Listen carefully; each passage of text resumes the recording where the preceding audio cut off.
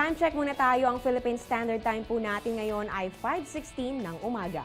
Ngayon dumako naman po tayo sa lagay ng panahon sa susunod na 3 araw. Para po sa Baguio City, mararanasan pa rin po ang mga pag-ulan dahil po yan sa habagat mula po yan bukas hanggang sa linggo. Dito naman sa atin sa Metro Manila, mararamdaman pa rin natin ang epekto ng mga pag-ulan. Yan po ay from Friday to Sunday.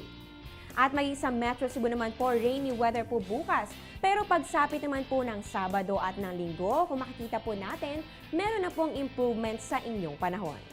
At para naman po sa mga taga Davao dyan, magiging partly cloudy with brief rain showers or thunderstorms. Yan po ay simula bukas hanggang sa darating na Linggo. At para naman sa mga taga Zamboanga City, maaaring maging maganda po ang panahon pero meron pa rin pong chances of rain. Yan po ay simula bukas hanggang sa darating na weekend. Ngayon naman dumako naman po tayo sa lagay ng temperatura sa tourist destinations ng bansa.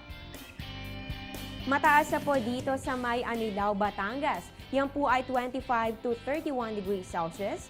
At pinakamalamig naman po ang temperatura dyan sa Banawe Rice Terraces na may 15 to 23 degrees Celsius.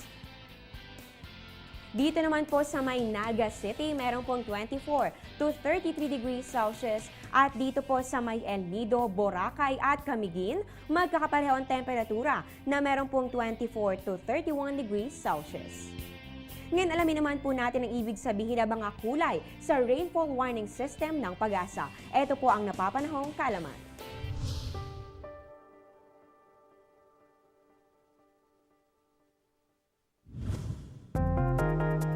Alamin kung paano iintindihin ang rainfall warning system ng Pag-asa. Ang yellow signal ay nangangahulugan ng aware. Ibig sabihin, posibleng magkaroon ng baha sa mga mababang lugar. Ang orange signal naman ay nangangahulugan ng prepare. Sa ganitong sitwasyon, meron ng baha at posible itong tumaas pa. Ang red signal ay nangangahulugan ng take action. Higit pang tataas ang baha at dapat nang lumikas ang mga residente. Tandaan ang kahulugan ng rainfall warning system bilang gabay sa susunod na pag-ulan.